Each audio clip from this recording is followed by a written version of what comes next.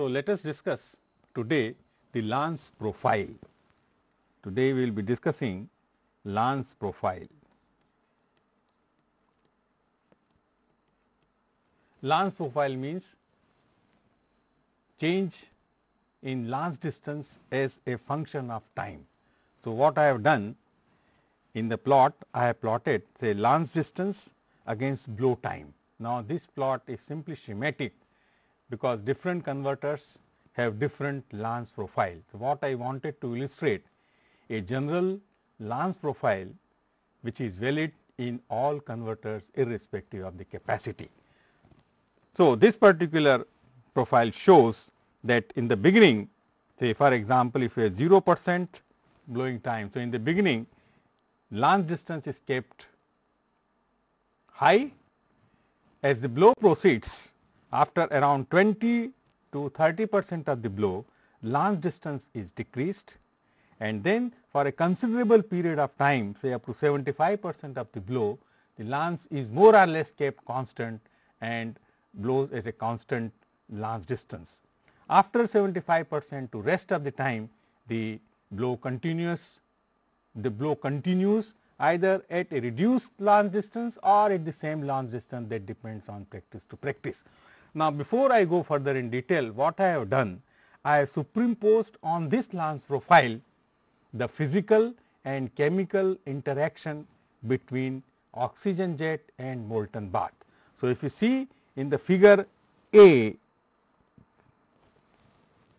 as the lance distance is higher, what happens?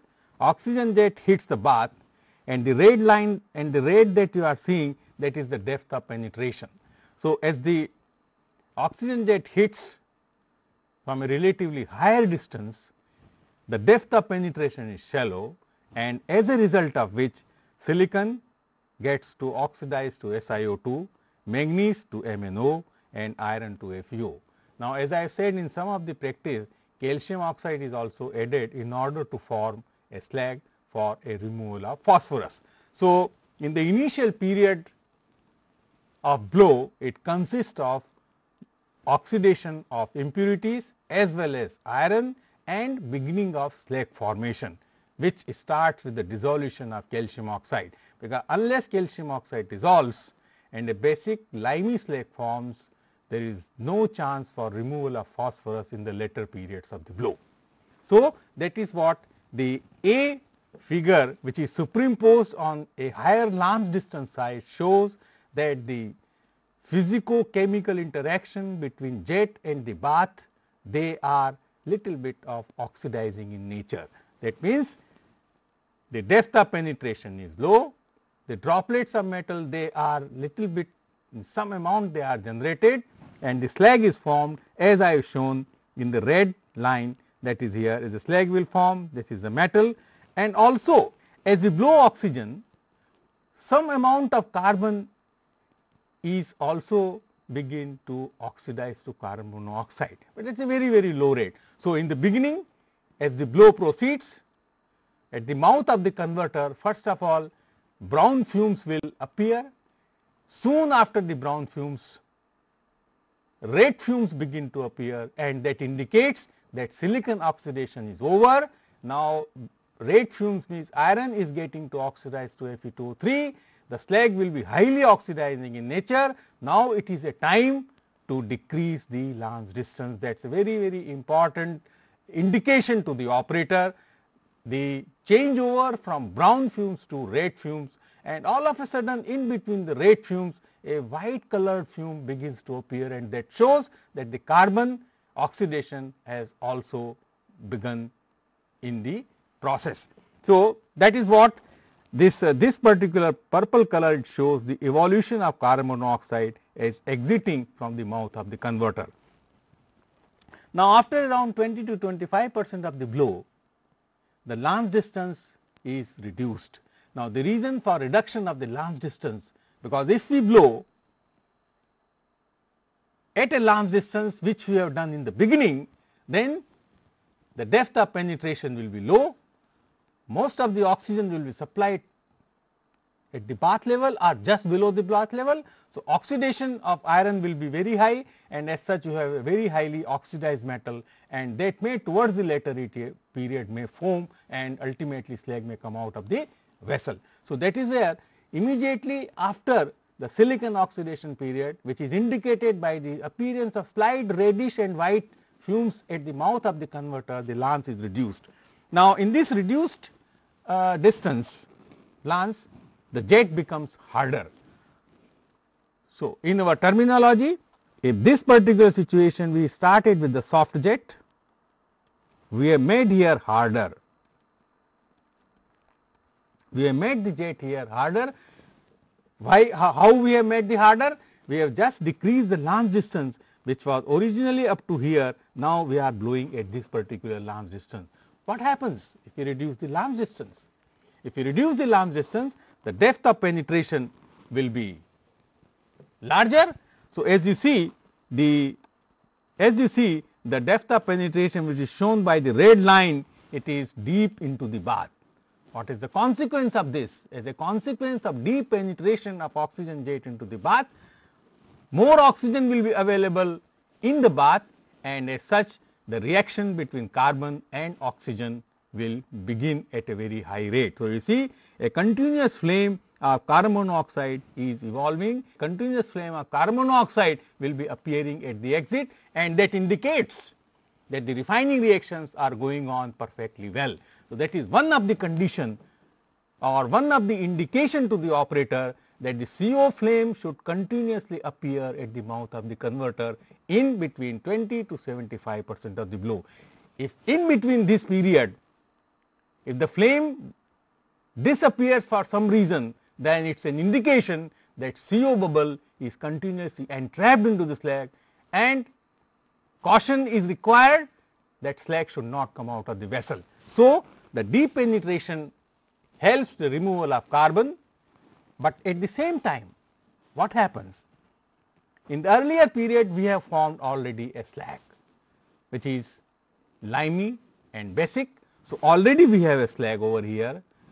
The penetration of the jet is deep into the bath, droplets will also be produced, and as a result of production of the droplets will be entrained into the slag, and part of the carbon monoxide bubble which are smaller, they will also be entrained into the slag, and as a result slag will foam, and that is what shown by, say, purple, they are the metal droplets, and the red layer is shown as a slag one, and the gas bubbles and the gas bubbles are shown by a green color. So, what has happened now between 20 to 75% of the blow time? A three-phase dispersion has been formed. Three-phase dispersion consists of slag, metal droplets and gas bubbles. Now, the metal droplets have a very high interfacial area and a very high reaction rate is possible, because the droplets which have emerged from the metal or from the hot metal during the blow, they might have a carbon content of 2% or 1.5%, depends upon at which time they have entered into the slag. So, a higher amount of carbon in the droplet, and these droplet may also have phosphorus. So, the higher amount of carbon in the droplet, they will also begin to react with oxygen, that is FeO of the slag, and as such CO bubble may also form in the slag, and on account of that slag will foam, and that foaming of the slag has to be controlled. So, in the main part of the blow, what an operator should do?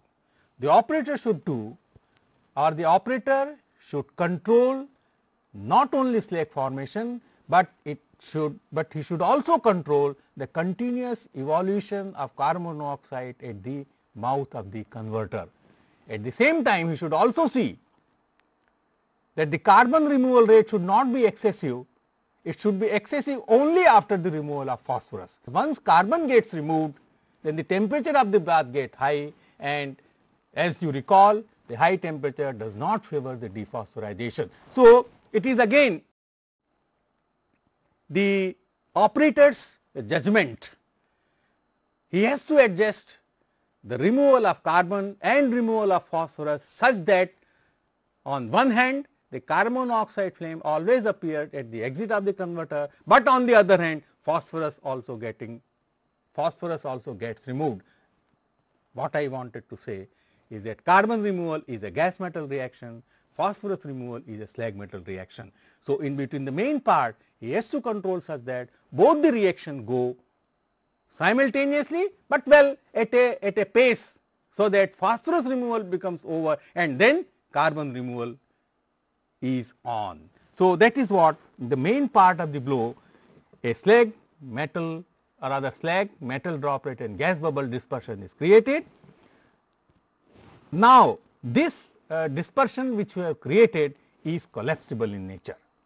That means, once the metal droplets are refined, they become heavier, they fall back into the bath, and the slag has become less viscous, then the gas bubbles will also be leaving the slag phase. So, the slag metal or the dispersion which has been formed, it collapses. So, in the beyond 75% of the blow, it has been ensured that all the phosphorus has removed. Now, only whatever extra carbon that has to be removed, that will be removed. So, a lance is slightly reduced beyond 75% till the end of the blow, where the blowing is complete. Now, well, here the lance should be reduced or not, that again depends on the profile, or that depends again on the specification, and that again depends on the operator's choice. Some prefer not to decrease the lance distance, some prefer to decrease the lance distance. But the main objective of decreasing slightly this lance distance is to take care of the carbon which is left in the hot metal. So, whatever amount of carbon is there, it will also be removed, and the dispersion which is formed, it also collapses, and later we have slag and metal formed as collapse, and now the metal is ready for the taping. So, that is what in short the lance profile and how the physico-chemical interaction between the jet and the molten bath proceeds as the blow proceeds. Now, here one thing also to note, that from the beginning to the end there is a continuous removal of carbon. However, in the beginning the removal rate of carbon is very low, because most of the oxygen is being utilized by oxidation of silicon, oxidation of manganese, and oxidation of iron. In the main part of the blow, now since silicon and manganese are totally oxidized, so now whatever oxygen that is incoming, it will be used for carbon and phosphorus reaction. So, in the main part of the blow, mostly carbon reaction and phosphorus reaction are proceeding. Removal of carbon forms carbon monoxide. The jet is penetrating deep. So, carbon monoxide bubbles, they also begin to form deep in the metal bath. So, bath is continuously stirred in the main part of the blow. Towards the end of the blow, that is from 75% onwards, carbon content of the bath has decreased. No matter how hard you blow, when there is no carbon or when there is less carbon, the removal rate of carbon has become slow. So, evolution of carbon monoxide bubble will also be low. As a result, the bath stirring is also pure. So, if towards the end part not precaution has been taken, then iron will also oxidize. So, before this happens, the blow is taken off, analysis is done, and metal is tapped from the tape hole. So, that is what the interaction between jet and the molten metal along with the lance profile.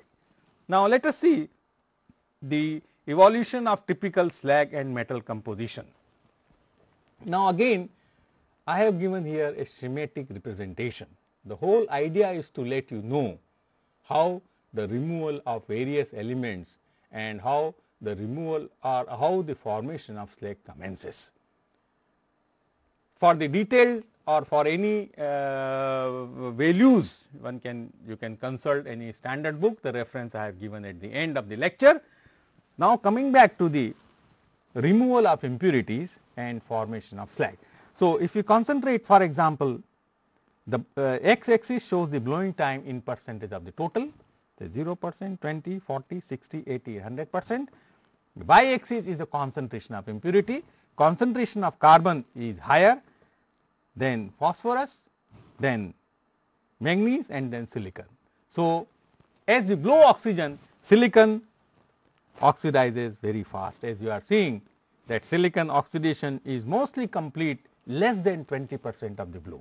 About the manganese, the next element which to oxidize is the manganese. Now, you see that manganese concentration also decreases to 40 to 60%, but after 60 to 75 or 80% of the blow, a slightly again increase in concentration of manganese occurs. Remember, this point is important, we will discuss once again. Now, main thing is to see the carbon and phosphorus reaction. As I said earlier, both the reactions, they go parallel and they go simultaneously, and that is what the requirement of converter steel making process, that both reactions can take place simultaneously, because we have made the slag limey or basic slag much earlier. Now, once slag is there of the right basicity, of the right chemical composition, of the right limey and at the right temperature, then there is no reason why phosphorus reaction should not occur. Once you allow carbon to proceed at a faster rate, then the phosphorus will not be able to remove, because phosphorus requires lower temperature as compared to carbon. So, all efforts are being made that the rate of carbon removal is increased only when sufficient amount of phosphorus is removed, and that is what you see from here also. Now, as regards the slag formation, you see now as the time proceeds, the calcium oxide continuously increases naturally, because calcium oxide what you have added as a solid form, it dissolves, and as such the concentration of calcium oxide will increase as the blow increases. SiO2 MnO, because you are not adding any Mn or Si outside, so whatever it is there, it is there. Now, the FeO concentration in the middle, it increases and then slightly it levels off. Now, remember, the FeO concentration in the slag is very important from the point of view of dephosphorization reaction. Now, once dephosphorization is over, then all attempt must be made to recover as far as possible the iron content of the slag to the metal, because whatever iron which has been lost in the slag, that is a loss to the yield. So, in order to that, the FeO content of the slag should be reduced to the extent possible, and most of the converter steel making processes, they work at 14 to 18% of FeO in the slag. So, now summarizing these observations, I will write few important points. Say my observation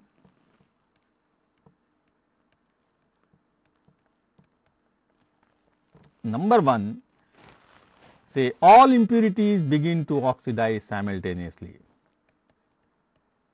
All impurities begin to oxidize simultaneously.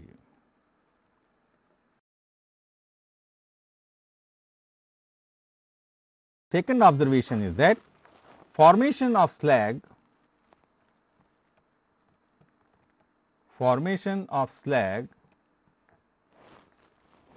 begins with oxidation of silicon to SiO2, manganese to MnO, iron to FeO.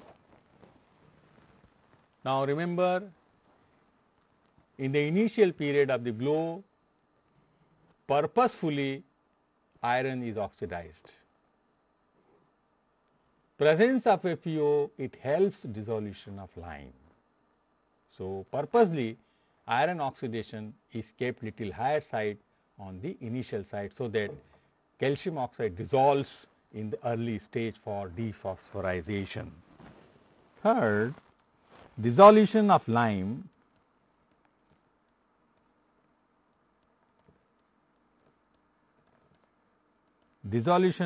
it increases as the blow proceeds. Fourth, presence of lime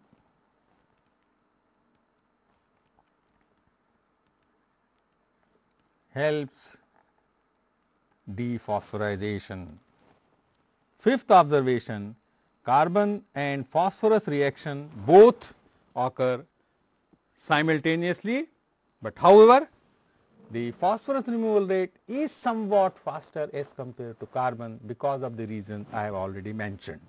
Sixth, about the manganese content. The manganese content of the bath, it decreases initially.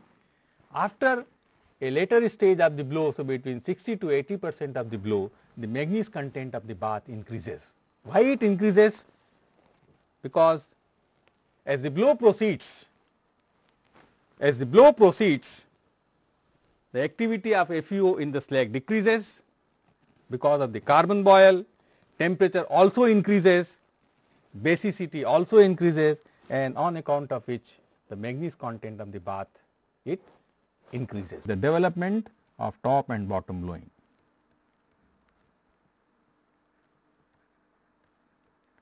Development of top plus bottom blowing, or so called hybrid blowing.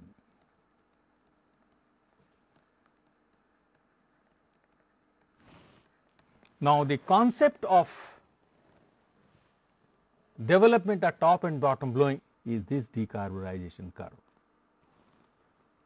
This is percentage carbon per minute against blowing time 0 to 100%.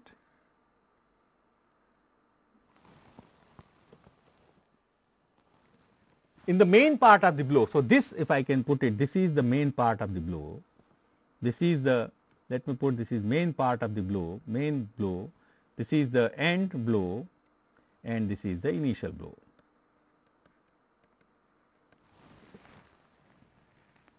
In the main part of the blow, there is a considerable amount of CO is evolved, so bath stirring is very good.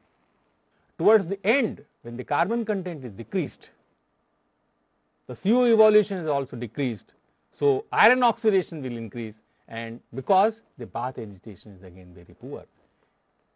Similarly, in the initial part of the blow, carbon oxidation is not allowed to proceed at the rate which is required because of the slag formation. So, in the initial and in the later period of the blow, the agitation is weak, and this is based on the fact that top blown oxygen does not give enough agitation to the bath. The agitation whatever is provided by the carbon monoxide gas. Now, having thought this idea, then it has been thought that there is a bottom blowing process also. Now, in the bottom blowing, what is being done, as I have shown over here, in the bottom blowing, say oxygen is blown from the top. So, some of the advantages of bottom blowing process is that stirring is very good. Stirring is very good.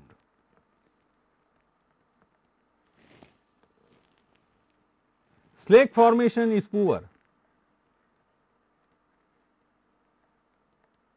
Slag formation is poor. Low FeO, because when you are blowing oxygen through the bottom, then oxygen will always find its carbon and carbon monoxide will proceed and the slag formation will be delayed. So, if you want to remove phosphorus, that is not possible in the way in which top blowing steel making does. That means it is possible only when large amount of carbon is removed, then and then slag will form. Because for the removal of phosphorus you require a limey slag, you require calcium oxide, you require SiO2, you require MnO. So, that slag will only form when large amount of carbon has been removed. The main advantage of this bottom blowing is the stirring is very good. Now, in case of top blowing, carbon and phosphorus can be removed simultaneously. That is one particular advantage. Second advantage is that control of slag formation. Control of slag formation. How you can control the slag formation? By simply rising or lowering the lance distance, which is not there in case of bottom blowing, because you can only form slag when a large amount of carbon is removed.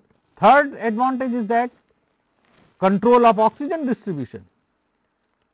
control of oxygen distribution, because by deep bath, deep penetration of the jet into the bath, more oxygen will be available deep into the hot metal by lowering the lance distance. So, control of oxygen is also very easy, but one of the disadvantages is that there is inadequate bath stirring, as I said, particularly in the initial and towards the end period. So, why not the advantage of one process is combined with the advantage of another, and that is what given birth to the process which is called top and bottom blowing, which is shown at the bottom. This is also called hybrid blowing, this is also called duplex blowing, this is also called duplex blowing, and this is also called top blowing and bottom stirred processes, top blowing and bottom blowing. Well, there are several names up there. So, what this process is that oxygen is supplied from the top as well as the inert gas is stirred from the bottom in some of the version. Some plants they use oxygen through the bottom. Well, there are different practices here, but essentially what it does, it combines the advantages of both and gives a new process which is called top and bottom blowing processes. Now, all the variations of this process, they differ in the following aspects. Say the variations of top and bottom blowing, variations that differ in terms of amount of inert gas,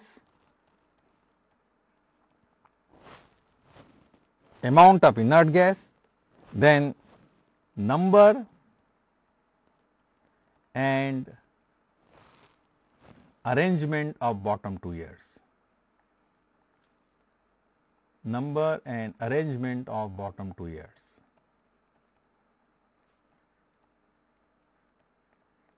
Because once you decided to inject the gas through the bottom, the naturally question arises, what should be the amount? Because you need that amount which just stirs the bath, not more than that, if the inert gas is there, because reactive jet is being supplied from the top. So, additional bottom gas you are providing just for the stirring purpose, you require a minimum amount of gas. If you decided on the amount, then what should be the number of injecting elements and how they are arranged. And third thing is also what is the type of injection element,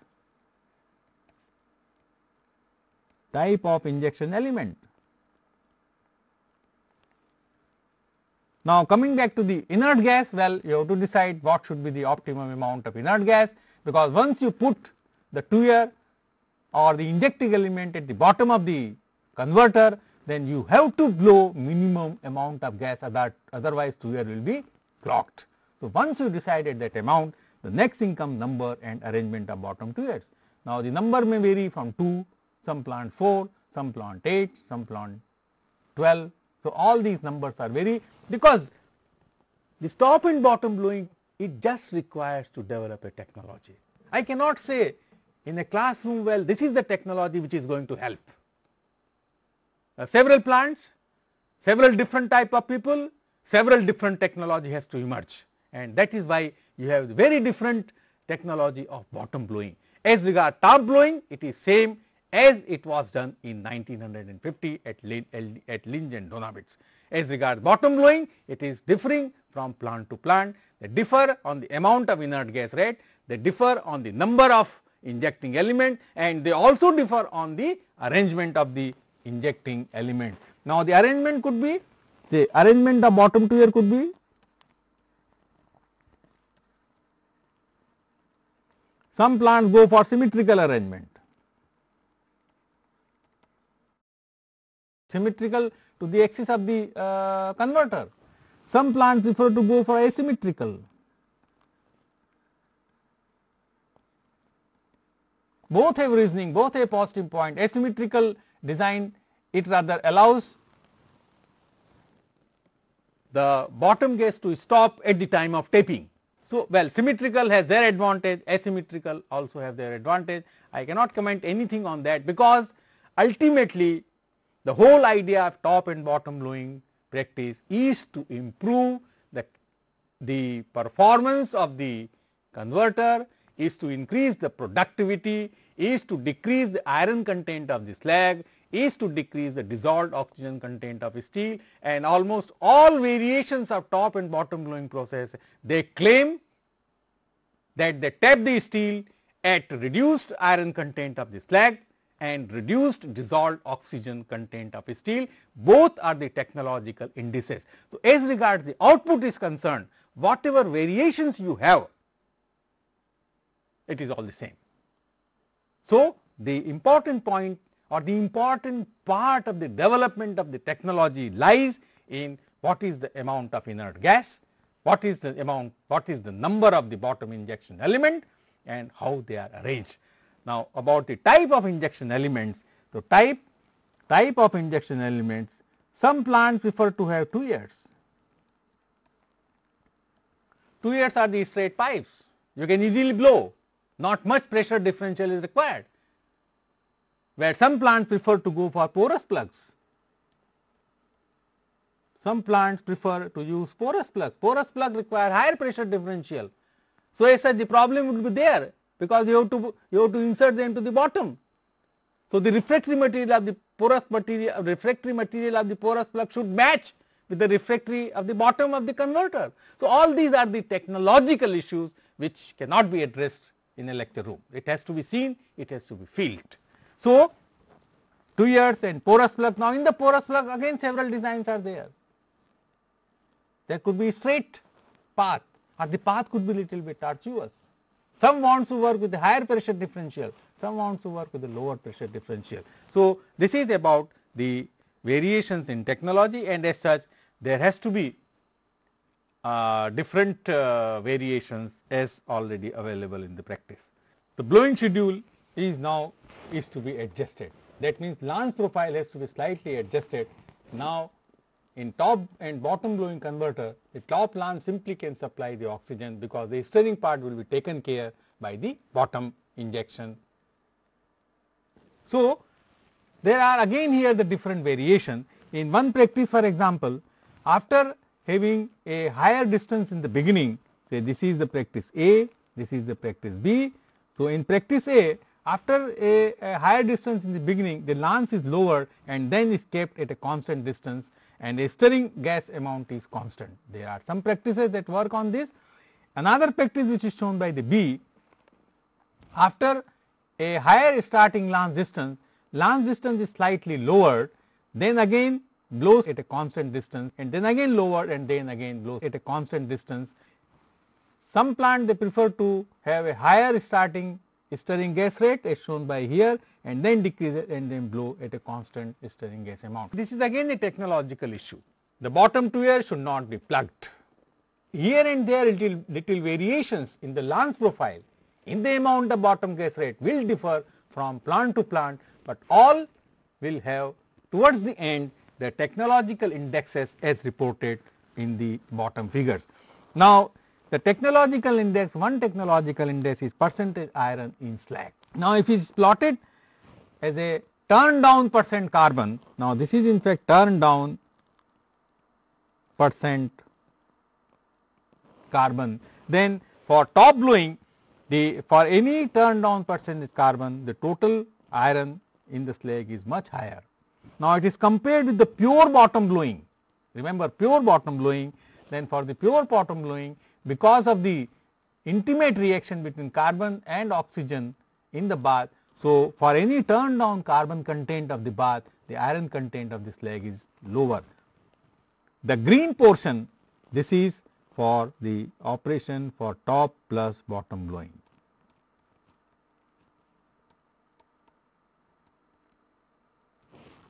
So, the percentage iron in slag or the turn down percent iron in slag is lower than top, but could be little higher than bottom for almost all top and bottom blowing processes. Now, similarly, another technological index is the turn down oxygen content. Now, the turn down oxygen content is plotted against here turn down carbon content. Again, for top blowing, the value for any turn down carbon content of the steel, the oxygen or dissolved oxygen in the steel is higher for top blowing, is lower for bottom blowing, and the green color or the range which I have shown, because there are different processes are there. So, this range is for top and bottom blowing. Because of the poor stirring in the bath, the rate of dissolution of the scrap in top blowing is slower as compared to when the bath is highly agitated. So, as you see, when there is a bath agitation, a good stirring in the bath, then the temperature equality will be faster and the scrap dissolution will also go at the faster as compared to top blowing. Now, so the last thing is that steel making slag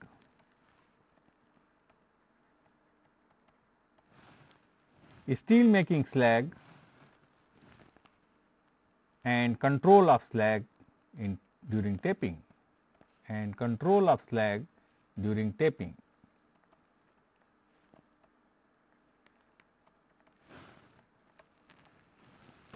Now, during tapping, the entrainment of slag must be avoided.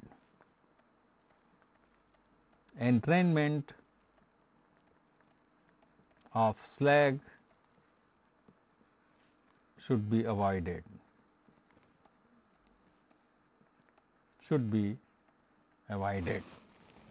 Because slag is highly oxidizing in nature. It has MnO, it has FeO, and as such it is highly oxidizing in nature. So, consumption of deoxidizer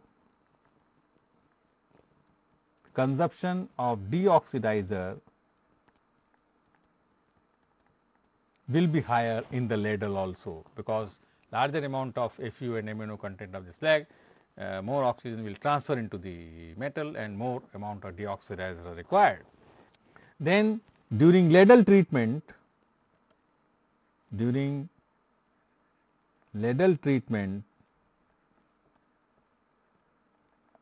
some phosphorus can also revert to the metal, because the metal which you have tapped in the ladle, if it is entrained by the slag, then slag also has P2O5. So, what is required during tapping is to have a slag free tapping is required. Slag free tapping to the extent possible is required, and for having slag free tapping, various methods are there: tape hole plug, slag cut ball method, pneumatic slag stopper, and slag detection methods are used for having the slag free tapping. Now, about the exit gases.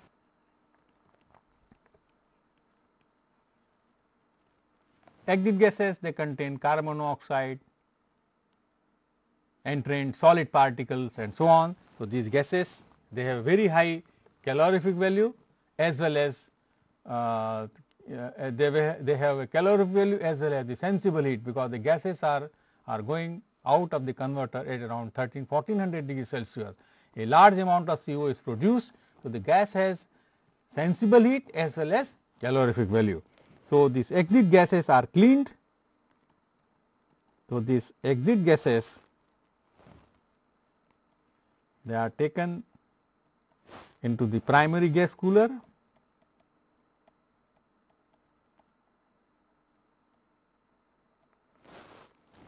From there they go to the dust catcher, because you have to remove the dust. A very large amount of dust is there, and this dust is purely Fe2O3. So, you recover and send it back to the blast furnace, and this dust catcher is subjected to electrostatic separator for removal of the very fine particle, electrostatic separator, and then it goes to the blower, the gas, and the gas ultimately discharges into the stack. So, let us see modern trends. So, one modern trend is post combustion.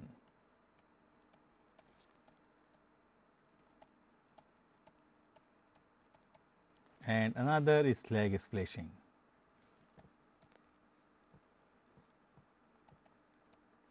Let us take first of all post combustion. Now, post combustion is in fact a energy conservation measure. post combustion had been adopted earlier also in 60s and 70s, but now it has been realized, the advantages of post combustion has been realized, and some of the plants they are adopting post combustion practice also. Now, what this post combustion does? Post combustion means combustion of CO inside the converter by supplying additional amount of oxygen. So, that means CO plus half O2, that is equal to CO2, and the heat of formation, a very large amount of heat is being created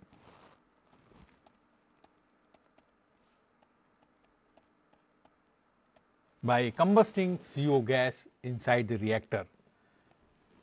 Now, this combustion of carbon monoxide offers a potential source for energy saving in the top and bottom blowing converter technology. Now, this post combustion has to be done inside the converter. Now, the post combustion ratio, it can be defined as percentage CO2 upon percent CO plus percentage CO2. Now, some of the advantages, of post combustion, because then first is higher scrap melting rate, higher scrap melting rate. Why higher scrap melting rate? Because the temperature will also increase and hence the scrap will melt at a little faster rate. Second advantage which is claimed, reduction in greenhouse gas emission, reduction in greenhouse gas emission.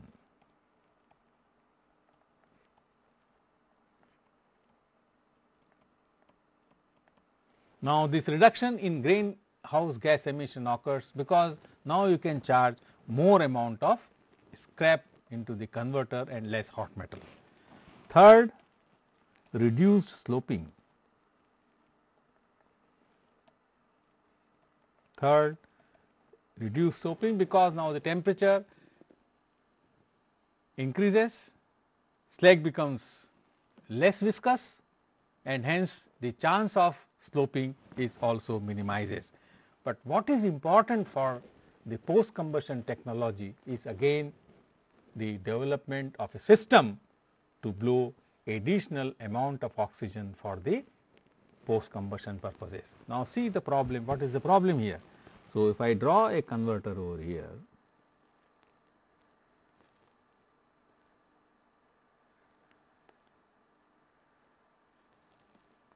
this is my main oxygen which I am blowing through a lance,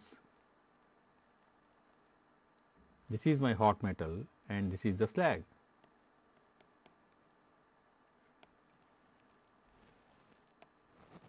CO gas is somewhere here, this is the CO gas. What I have to do for realizing the post combustion? I have to supply O2 over here. So, where lies the essence of post combustion technology is again to develop a suitable lance for blowing the extra amount of oxygen at a lower velocity, because higher is the velocity of oxygen for post combustion, it will not be able to combust all amount of CO, because CO is dispersed in a large area of the vessel. So, you have to blow CO, you have to blow oxygen at a very small velocity and also dispersed over the entire surface area of the converter. So, they require, what is required is to develop technology,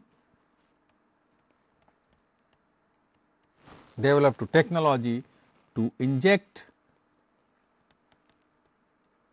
oxygen for post combustion.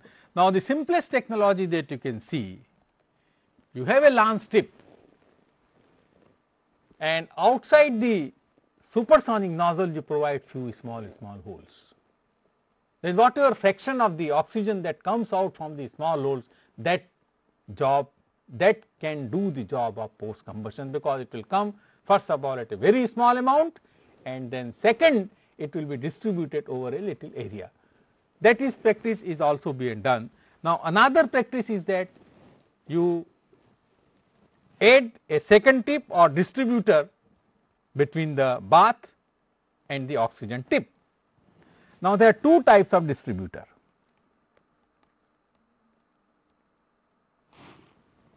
One, say single or split flow design,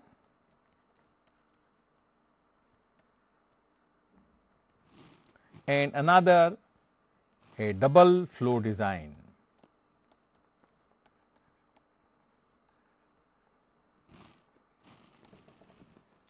In the single or split flow design, one oxygen supply and one inlet you have. A small percentage of oxygen is split inside the lance for post combustion purposes. Now, that is again a design issue. In case of double flow design, separate oxygen inlet and oxygen control system solely dedicated for post combustion is required. So, that is here control is easier. So, another development is called slag splashing.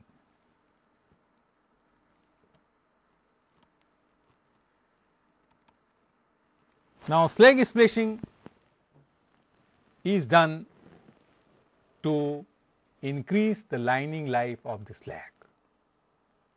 In some plants, slag splashing has resulted in a very high lining life.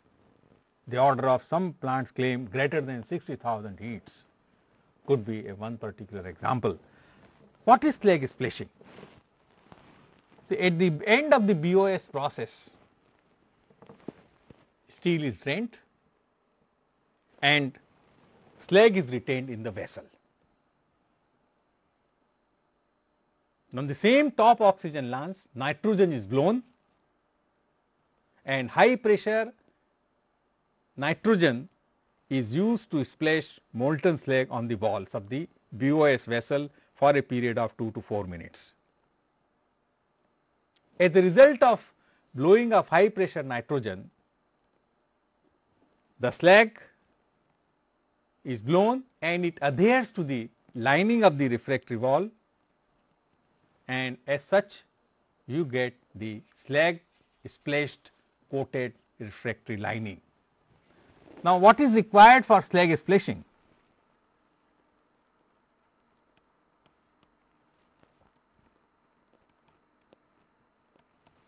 Some composition of the slag, it should be required. Now, what is that? First of all, the slag should have MgO content around greater than 13%, because MgO will react with Fe2O3 and it will form a high temperature phase. At the same time, FeO content of the slag should also be approximately around 20%, because the FeO content of the slag, it will form a low melting point phase, as well as it forms a good adhesion between the slag and refractory. MgO content of the slag, it forms a high melting phase. So, if both are combined together, then a very good coating of the slag results on splashing of the slag. So, the diagram shows the how slag splashing is done. Beginning, the red color which shows the slag, lance is blowing nitrogen at a 4 to 5 bar pressure, and as a result of blowing of the nitrogen, the nitrogen jet penetrates into the slag and then slag begins to splash, and it adheres to the wall of the lining, and the red one shows the slag coating. So, that is how the slag splashing is being done. Now, some of the problems in slag splashing: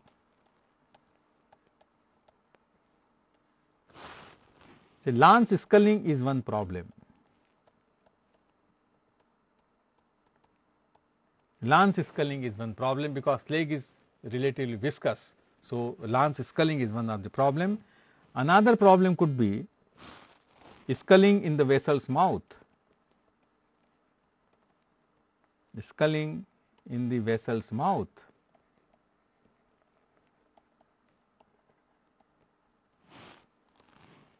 Then third, if it is a top and bottom blowing tuyer, then the plugging of bottom tuyers. Then plugging of bottom tuyers. Benefits of slag splashing: first, large refractory life, and some plant claim the order of 60,000 heats. It is a huge number. Second, since the splash lining already contains MgO, so less CaO is required,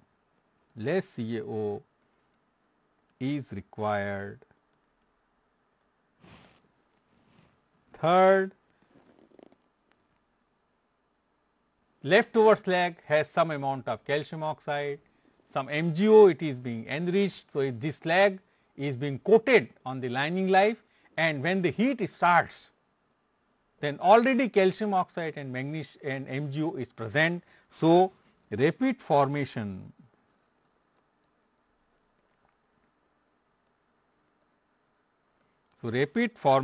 of a basic slag and rapid CaO dissolution condition exists right in the beginning of the slag. Now, here some of the environmental issues in oxygen steel making.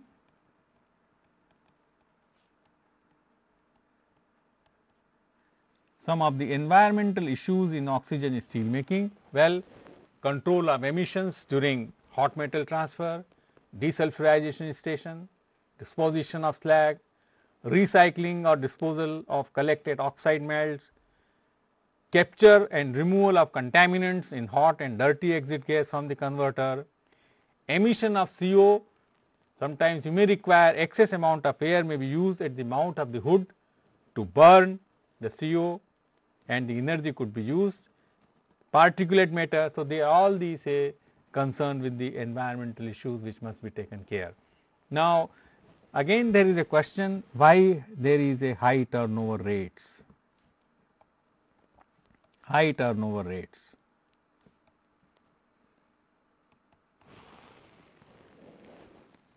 As you recall, a 200 to 400 ton converter, it taps in 60 minutes.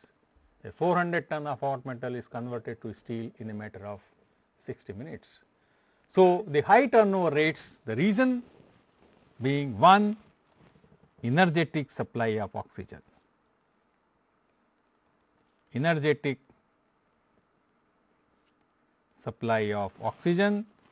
Second, bottom stirring is another reason for high turnover rates. Then the formation of slag metal emulsion,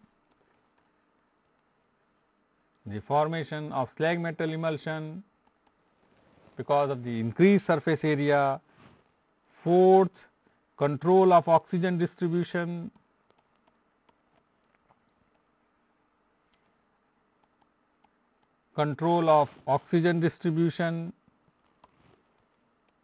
And slag formation is faster. So, these are some of the reasons for faster turnover of say basic oxygen furnace, in particular top and bottom blowing. More reasons you can think. Now, to conclude the lecture, I will say only that top and bottom blowing converter technology is the future. This particular technology has already attained very high maturity level. With the development of dynamic control and the development of slag splashing and also the development in the refractory technology have made the top and bottom blowing converter technology very, very strengthful. So, in the years to come, it is very hard to replace this technology by any other means. Thank you very much.